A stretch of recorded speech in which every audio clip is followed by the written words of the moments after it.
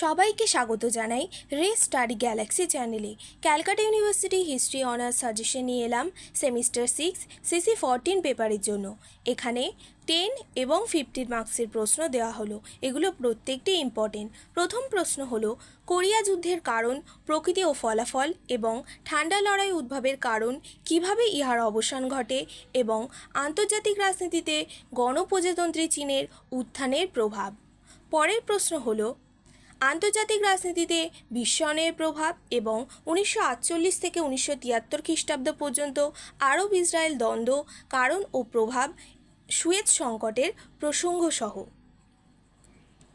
পরের প্রশ্ন হলো ইন্দোচীন বা ভিয়েতনামে ঔপনিবেশিক শাসনের অবসানে হো চি মিনের ভূমিকা এবং তৃতীয় বিশ্বের উত্থান আন্তর্জাতিক রাজনীতিতে কীরূপ প্রভাব বিস্তার করেছিল।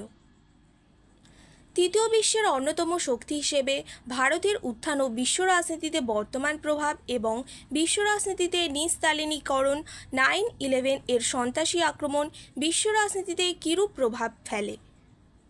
ভিডিওটি ভালো লাগলে অবশ্যই like, share and subscribe our channel.